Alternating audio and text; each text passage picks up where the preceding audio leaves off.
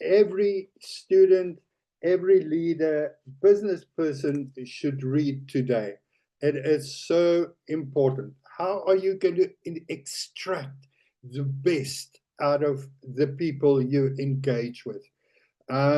Really a very, very cool, exciting book with a lot of anecdotes, storytelling. Um, well, obvious he is a social scientist working a lot with quantitative methodology, but fortunately, he's also got the narrative that sort of balances it. At stages, he refers to um, psychologists doing research, which sounds very positivistic, and the students in the group will know that we aren't very, very excited about positivistic research. The reason for that, positivism says this is the only truth, and we know there is quite a number of truths.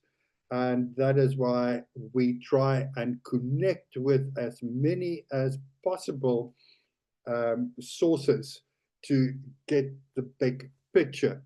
Right, so let us kick off the hidden potential. I would really recommend this book for everybody. The problem I had for today was I really struggled to extract the essential stuff out of this book because there's so much you could take out of this book. Not often you get books that's written in such a way that you could really benefit thereof. And so what I've done for today is to create a sort of a framework, and within the framework refer to Grant specifically, to let him talk so that you could get a feel of his style. And then at the end of each of the three sections I'm going to discuss in this book, there's a practical bit, which I really appreciated from his book.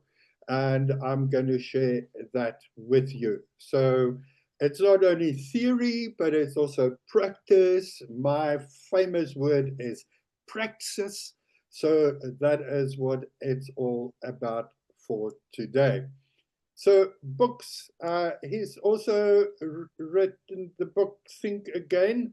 It's also a worthwhile book to read. Think Again is written in 2022, and I think this, The Hidden Potential, is written in 2023. So he structures this book very well. The first part is skills of character. The second part is structure for motivation. And the third part is systems of opportunity. Now, everything sort of moves towards how can you extract the best out of people?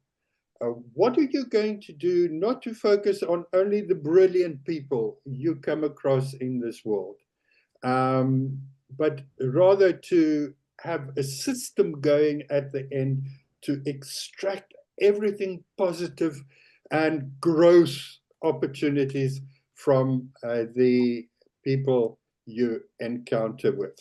So he says, I care about hidden potential because I have lived it. If I had judged my potential by my early failures, I would have given up. What I learned along the way helped me create my own scaffolding for future leaps. And this is a word he used quite often in his book, scaffolding. There's one of the sections we're going to discuss. How does the scaffolding look like to support the whole idea of extracting everything and the best out of all people? It left me determined to demystify how we surpass our own supposed limits. And this really makes me very, very excited, because I think we live in a time where we encounter a lot of people along the way, but do we allow these people really to excel and become great? So, skills of character is one of his focus points. Uh, Getting better at getting better, he calls it. Proactivity, discipline, and determination. These are the skills of character.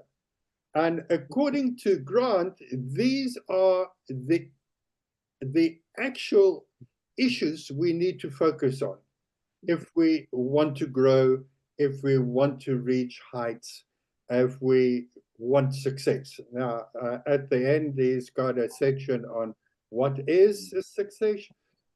Success, I think there's a lot written about that. It's a topic on its own, and maybe in future we could talk about success intelligence, maybe. Character skills training can have an impact of average 30% over 2 years, and that is improvement in activity, in productivity, and so on. He refers a lot to research that's been done in the workplace and in universities, schools, etc. If personality is how you respond on a typical day, character is how you show up on a hard day. If your cognitive skills are we that separate us from animals, our character skills are what elevate us from machines. And now you could start sort of forming an idea where he's going to. So according to him, in future with artificial intelligence, etc., and that is a topic we've discussed before, it is very important to focus on character, because our character skills are what elevate us from machines. As more and more cognitive skills get automated, we're in the midst of a character revolution. And I really love this sort of approach, making us aware of what is really important for today. He refers a lot to leadership and leadership skills and competencies, etc., etc. But the focus for him would be on proactivity, discipline, and determination. Embracing the unbearable awkwardness of learning.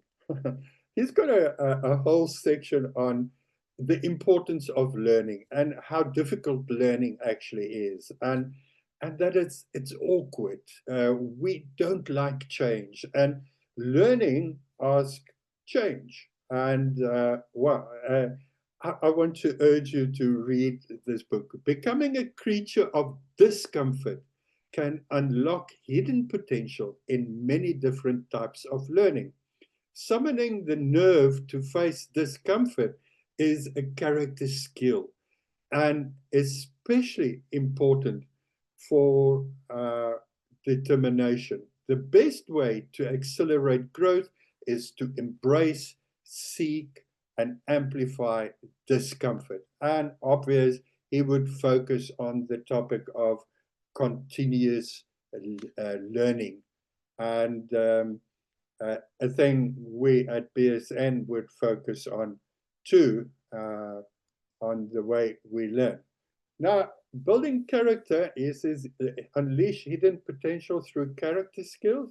How do we do that? The first thing is become a creature of discomfort.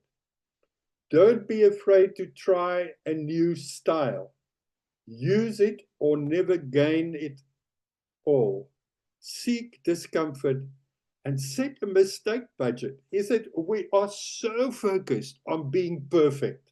He's got a whole section on perfect and imperfect. And I would refer to that just now. Um, you're not perfect. He also refers to Leonard Cohen, and I will just now, the crack in the wall. And you would know the song, The Crack in the Wall. It is there so that the light could shine through it. And I just really love the way he constructed this book. Being a sponge is more than a metaphor. It is a character skill, a form of proactivity that's vital to realizing hidden potential. He said most of the stuff we do today is reactive, and character and learning would give you a capability to be proactive. Improving depends not on the quantity of the information you seek out, but the quality of the information you take in. And maybe this is a lesson for all academia, schools, universities. We're inclined to content dump. And that's why at BSN we do action learning and live to answer questions about a problem. Growth is less about how hard you work than how well you learn. There's a lot of nuggets you could take away from this book. So, you guys that's working too hard, rather learn before you work too hard. The sweet spot is when people are proactive and growth oriented. That's when they become sponges. He's got a whole story and a lot of anecdotes and narratives to support all of these ideas. Build character skills. How? Become a sponge. That's the second thing. Increase your absorptive capacity. Ask for advice, not feedback. He's got a whole philosophy about feedback, which is actually negative. Rather ask, be proactive and ask for advice. Figure out which sources you can trust, multiple sources. He would definitely sort of encourage people not to ask advice from one person, but many others so that you could get a bigger picture. Be the coach you hope to have. So it is not only about teaching, it is about coaching. And yeah, at BSN, that is luckily one of our focus points. So there is a crack in everything. That's how the light gets in, by Leonard Cohen, the imperfectionist, finding the sweet spot between flawed and flawless. And obvious in his research, there's a lot to say about our educational systems that's focused on being perfect, being brilliant, being excellent. And the poor guys, not that excellent, they are pushed aside and never brought to a point where they can achieve excellence. In the quest for flawless results, research suggests that perfectionists tend to get three things wrong.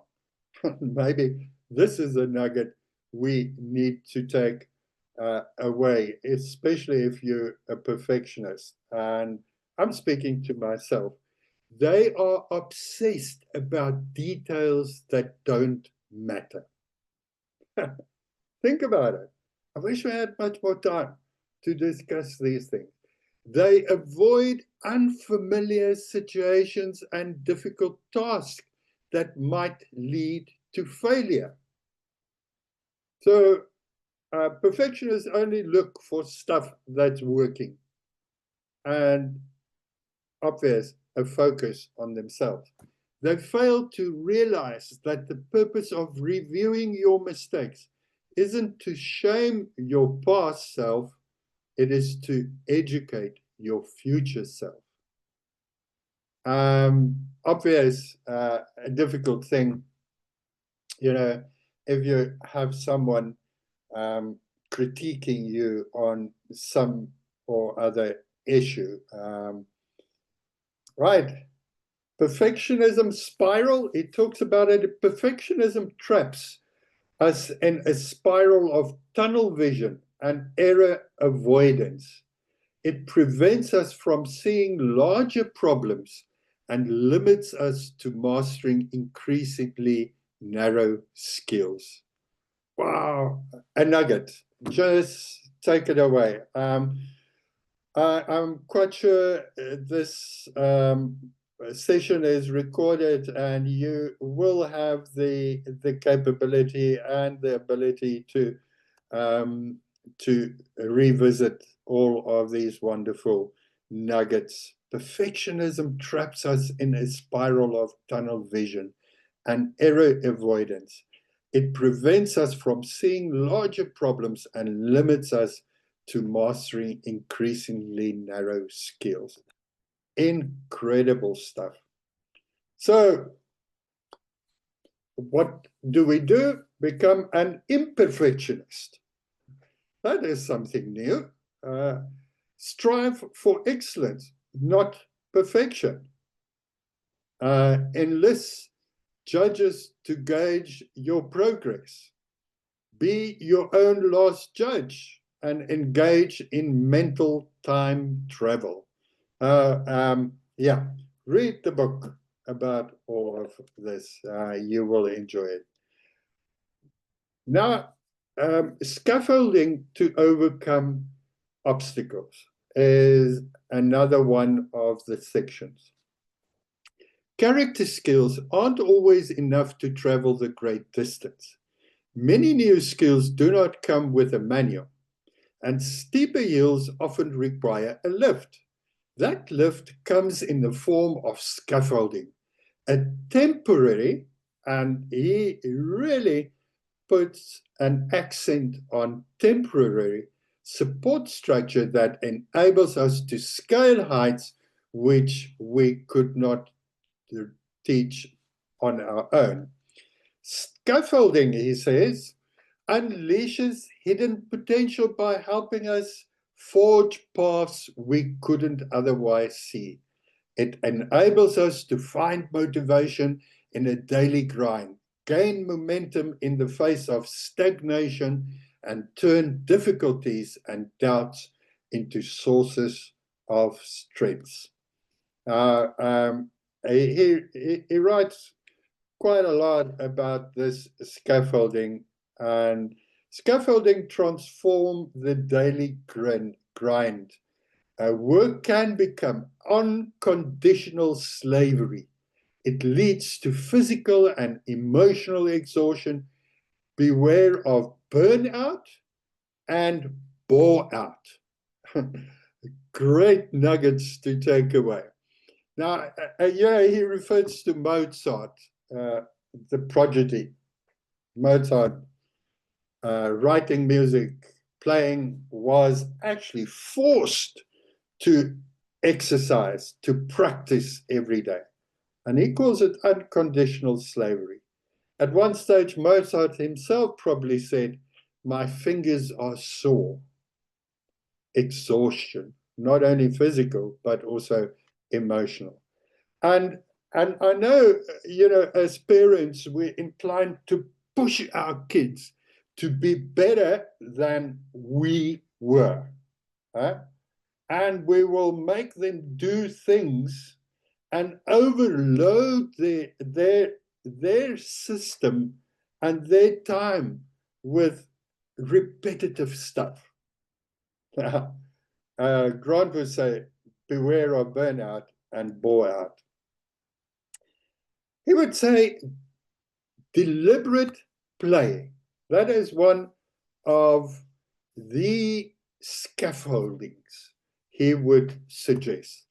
Deliberate play is a structured activity that's designed to make skill development enjoyable. It blends elements of deliberate practice and free play. Like free play, deliberate play is fun, but is structured for learning and mastery along with recreation.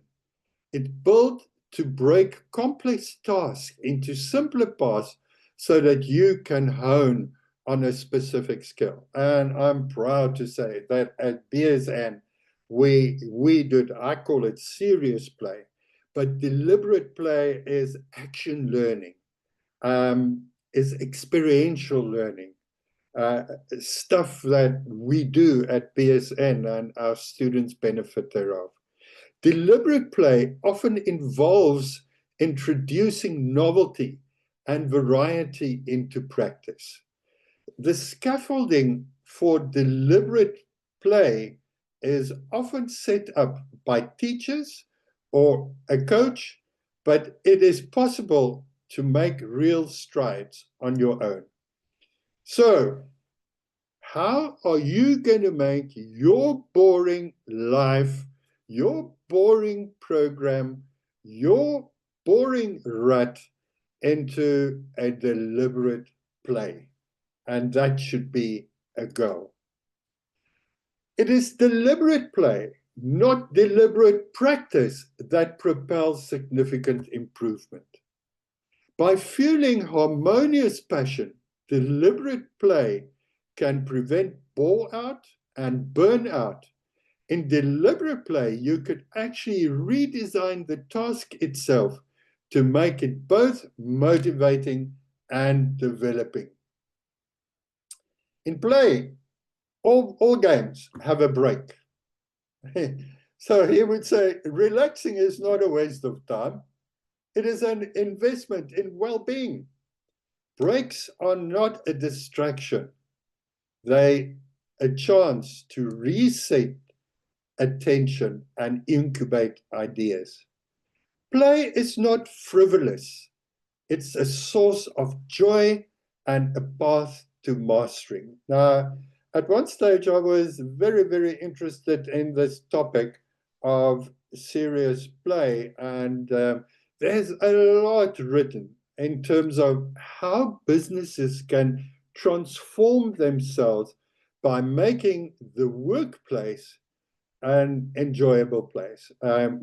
Organizations like Google and Apple, they are very, very successful in making their working environment a playful environment. So set up scaffolding to overcome obstacles, look outward for the right support at the right time, and then turn practice into play. Turn the daily grind into a source of joy. Compete against yourself. Don't hold yourself hostage to a fixed routine, and be proactive about rest and recovery. A very enjoyable section in this book when it talks about turn practice into play. Getting unstuck. I was wondering where he's going to with this section. He said a rut is not a sign that you have tanked. A plateau is not a cue that you have peaked. They are signals that you may have to turn around and find a new route. When you are stuck, it is usually because you are heading in the wrong direction. You are taking the wrong path. You are running out of fuel. He says further on, progress rarely happens in a straight line. It typically unfolds in loops. Now, I'm very fond of this wording because I believe in sense-making loops, where you start with uncertainty and move towards certainty. Write your own guidebook. Drop pins. Describe crossroads. Learn from multiple guides. A huge emphasis on multiple guides, and something we could take away. Take a roundabout path I really love this section, and he's got a lot of stories of people who initially did not sort of move on, but digressed at the end of the day into some other direction and becoming very good at that and very successful. When you are stuck, back up to move forward. Find a compass, seek multiple guides, and find a side gig, which was quite interesting. And then also with the scaffolding, he's got a section on flying by own bootstraps. When the odds are against you, focusing beyond ourselves is what launches us off the ground. Bootstrapping is usually your existing resource to pull yourself out of a sticky situation. Bootstrapping is normally seen as an individual skill. It can be a group activity, all for one and one for all. He would say, well, instead of just pulling yourself up, let's combine all the bootstraps and pull together. Coaching support learning, learn through sharing of knowledge. He's got a huge emphasis on the sharing of knowledge.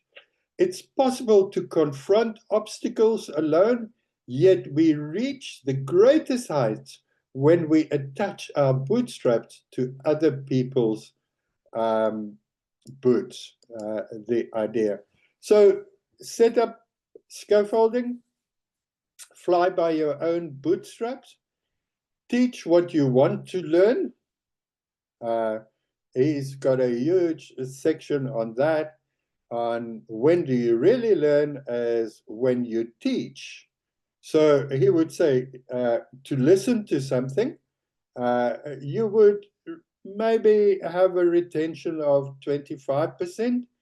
To write something, a little bit more, 48%. But if you read, write, and teach, then you will have a 79% retention. And that is why groups are so important within this scaffolding too. Build confidence by coaching others, harness both high and low expectation as motivation, be a good ancestor. And I was wondering, what is this about? If everything fails, who are you fighting for? Who is quite counting on you? And how many cases do we have in this country of people, single parents, working because a whole family is sort of counting on them?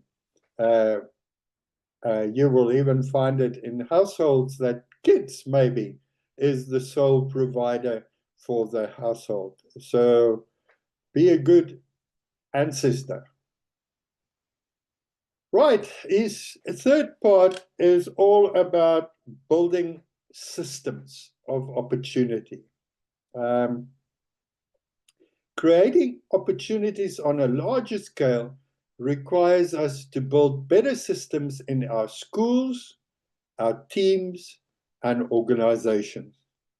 People raised in the top 1% of family income were 10 times more likely to become inventors than people from families below the median. He refers to a research by Chetty. I thought it's somewhat positivistic. I don't. Anyway, it refers to school systems can give kids who start out behind a fighting chance to get ahead. Instead of only looking for geniuses, we expect to find them. We can reach humanity's greatest potential by cultivating the genius in everyone. Now, he refers to the sculpture was it Leonardo da Vinci, who used to say, in each block of granite, there's a beautiful statue or a beautiful, yeah, creation. So he's quite convinced every child should get ahead. There is a brilliant child locked inside every student. And he's got a large section in the book referring to Finland, providing a success story. Why is Finland successful in their education? They do research these days. If you have good education, actually good foundational education, then your chances at the end to have a good income is much better. So reading is one of the issues, and that's why we do Read Infinity. Don't stop reading. Very interesting, they would even refer to research made. The reason why certain countries are growing faster than other countries is because the people read more. So that was also a very interesting one. You know, obvious, I think there's other truths too. But they do a lot of reading in Finland. Looping.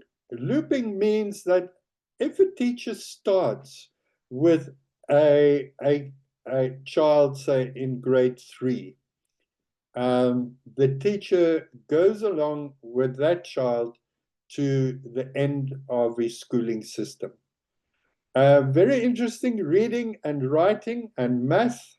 1 day a week for 45 minutes a session with 15 minutes break. The rest of the time they play. They do activity stations. And he refers to, in Finland, they've got ice cream shops where kids could buy ice cream with Monopoly money. And they work the till and everything, you know, to get the experience of what business actually is about. A culture of opportunity only succeeds when students are motivated to take advantage of these opportunities. Yeah, you could only bring a horse to drink. If the horse doesn't drink, it's trouble. There is another ingredient for intrinsic motivation, which I found very interesting. Reading is the basic skill for all subjects. If you don't have the motivation to read, you can't study any other subject.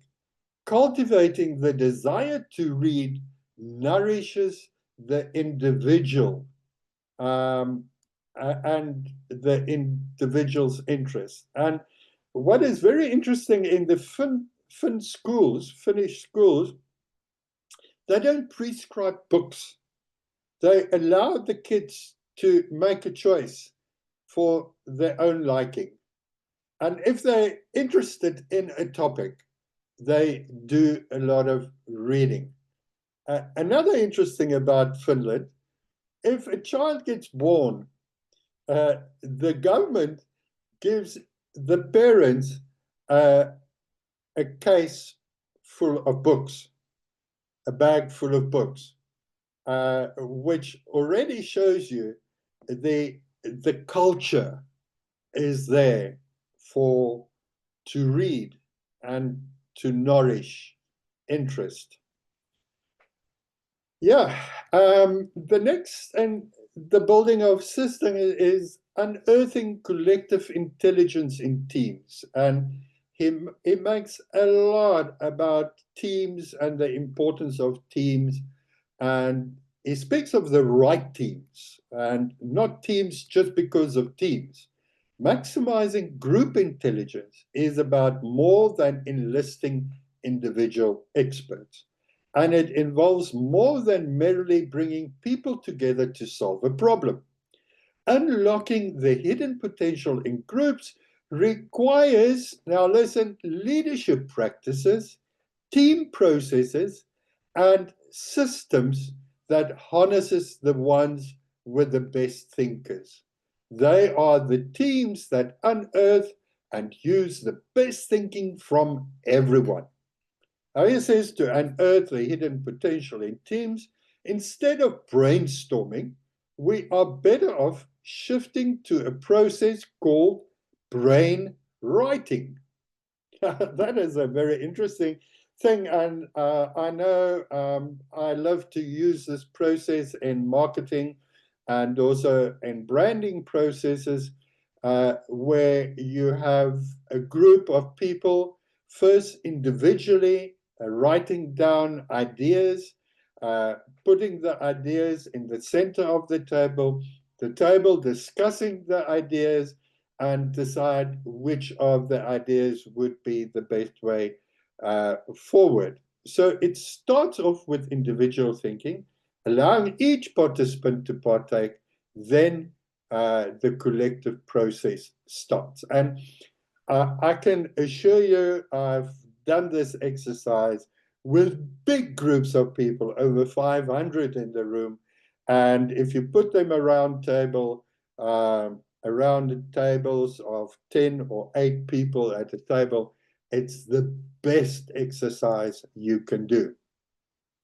Another thing that is very interesting and a nugget that you can take away is, let me go back to where I lost it.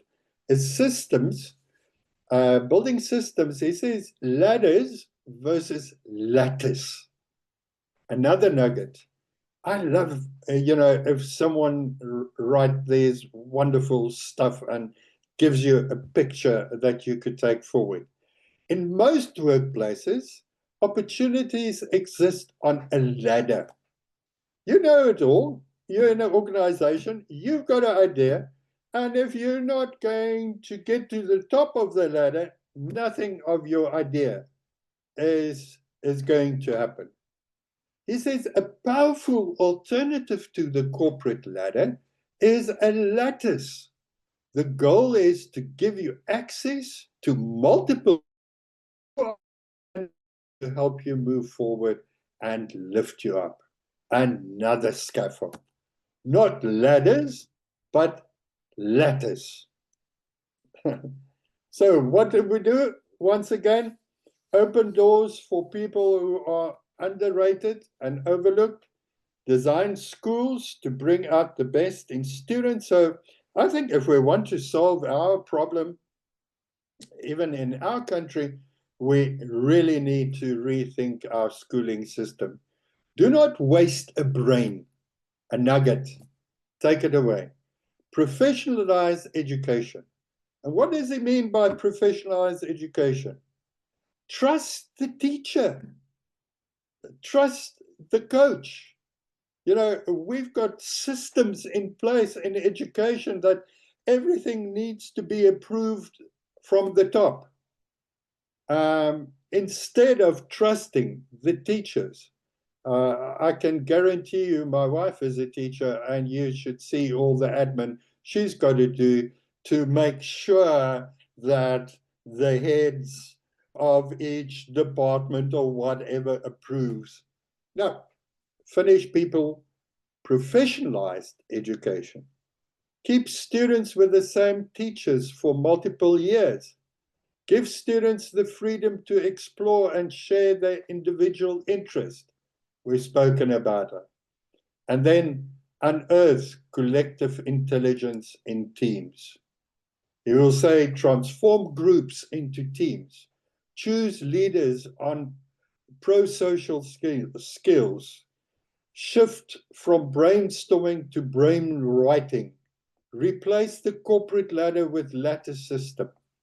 And then he moves on to a last section, discover uncut gems in job interviews and college applications. He says very often, we don't understand CVs, curriculum vitae, when we sort of do interviews. We never ask the question how difficult the projects actually were, the person involved. And then build systems of opportunity, redefine success. Now, only ends off with dreams. Hold fast to dreams, for if dreams die, life is broken winged bird that cannot fly. And I think something we could take away from this book.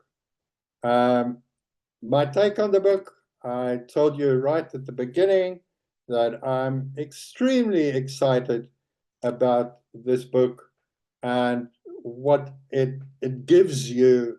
You could use it on a daily basis for education, for teams work in your organization, and make sure you chisel that granite block to make sure that you get to a beautiful statue, the art of possibilities, and to unearth the hidden potential.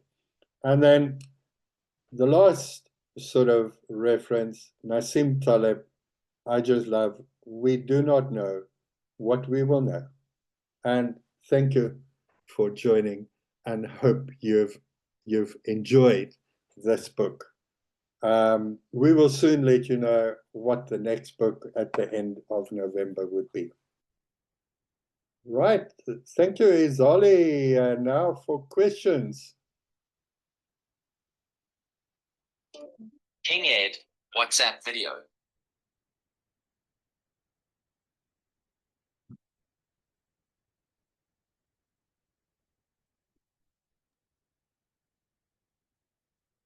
I see a lot of people are clapping, but that's great. I hope you saw it too, Bernie. Yeah, no. Here we go. If anybody has any questions or any comments that they would like to make, Yeah, if I please may. feel. Can you hear me? Sorry. Okay, Yes, how are you? good. Who's speaking? This is Dr. Ahad Hamza Nihal. Hi there. Go ahead, please. Okay. How are you, Prof? I'm fine. I'm fine. I really enjoyed the way you interacted with the book. I think it's been a while, so I really loved it. So hello, first of all. My question would be about the lattice versus the ladder. It was very interesting as a concept. I don't think I quite grasped it, so would love for you to elaborate a little bit. Yeah, he he refers to organizations very often have a very vertical line of power, So if you have someone, a worker, that's got an innovative idea or something, probably it will never happen, or he won't get the opportunity to provide. In some organizations, they do have better systems in place. The lattice, he would say, does not refer to a matrix, but refer to a system of leaders within the organization that can support you. So it's not one person you need to address. There's a number of people who could form a lattice, which could support you. And I really love the metaphor. I don't know if that helps you, but he's got a discussion about it. He's not in favor of a matrix, because matrix as an organizational structure is a very costly exercise. Does that help you? Absolutely. Thank you so much. Really appreciate that. I always believe the best idea should win, but this is kind of helping me reflect of how to support others who I might have because when our time came, it was easy, I guess, but we don't really pay attention to the ideas around us. So that really is inspirational. And also your point about, if you don't read, you can't read anything. You can't necessarily understand any subject. So you've inspired us to read definitely today. Thank you so much. Right, great.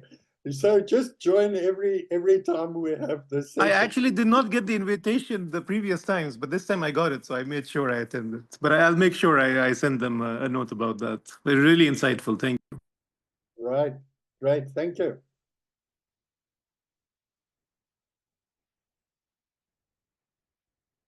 Yeah, Kamasa, Dorothy, good to see you. Good to see you too, Prof. Yeah, you've got a question?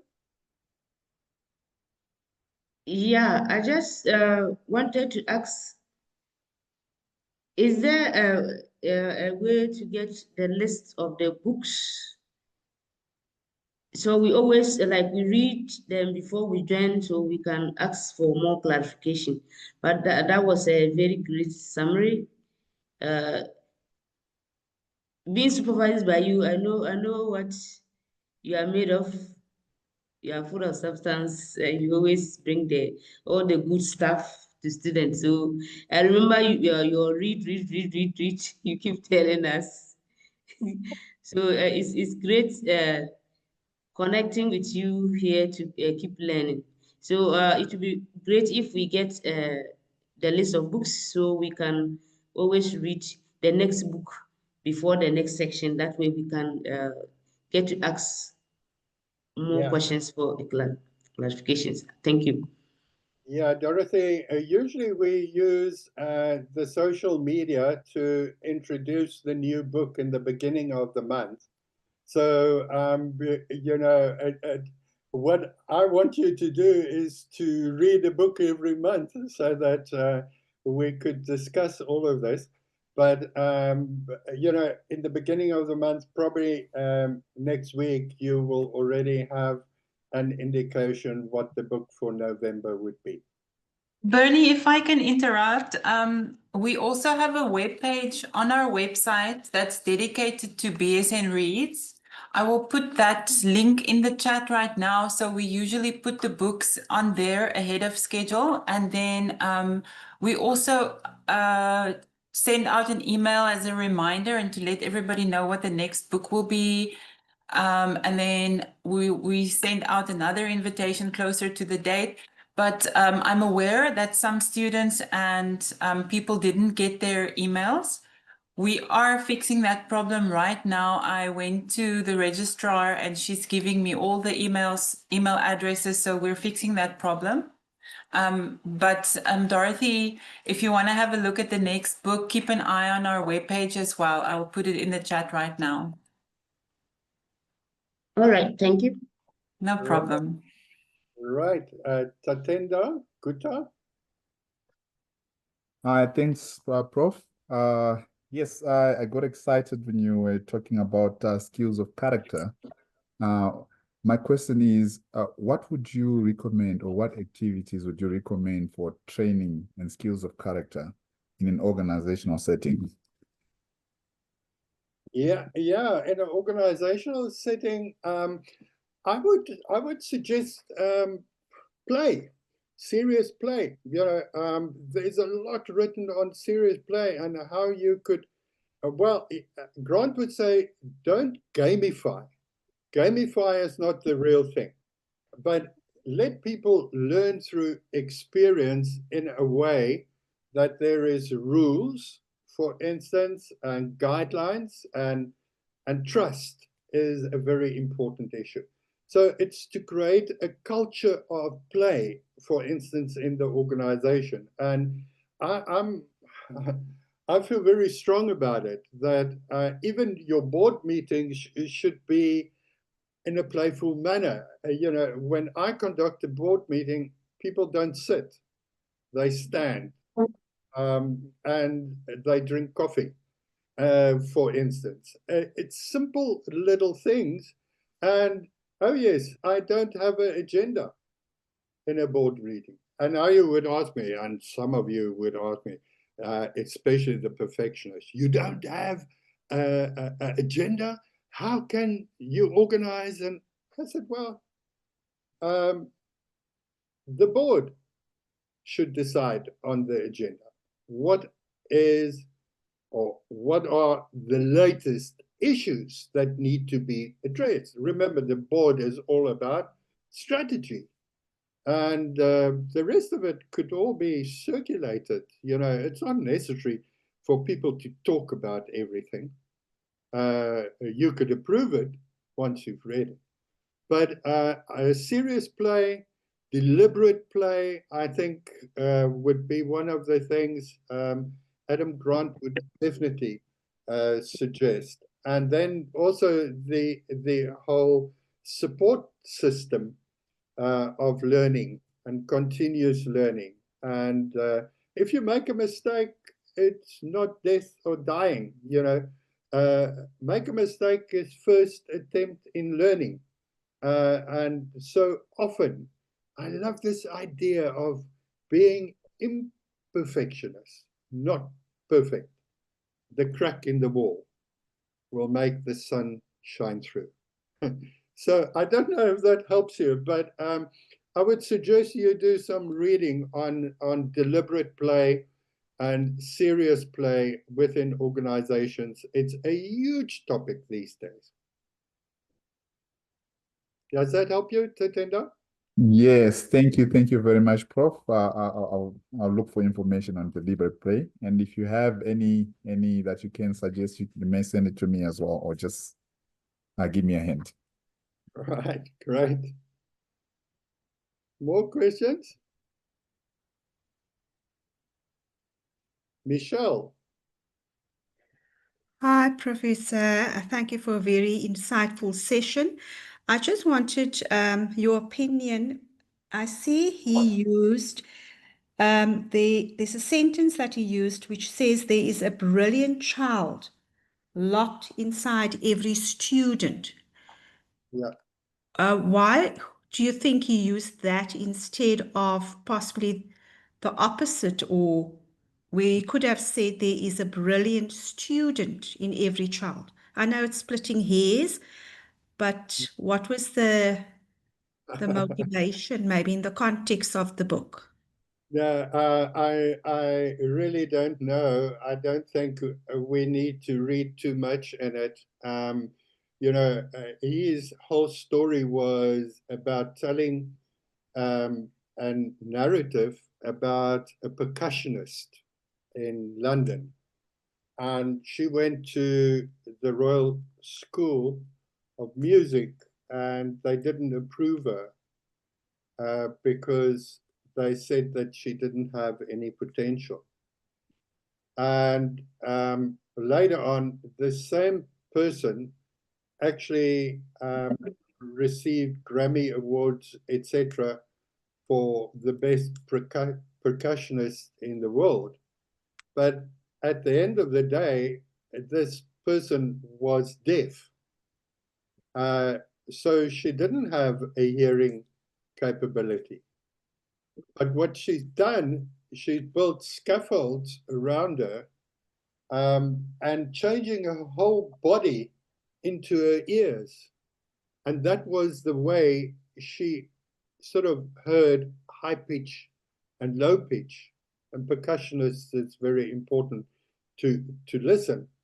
But just to show that in this world, it is possible to be deaf and to become the best percussionist in the world. So I don't think, you know, using the word child actually refers to this specific child who went to the study. So that could be the reason for it. Thank you, Professor. Thank you for that insight. All right. More questions?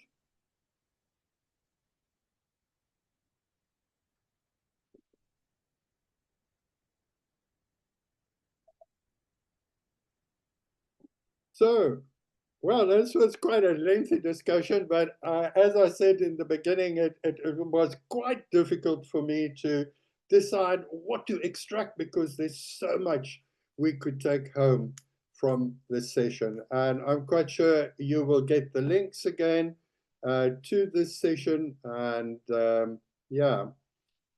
soon we will let you know what the next book is going to be about. Thank you, everybody, for joining, and hope to see you next time around.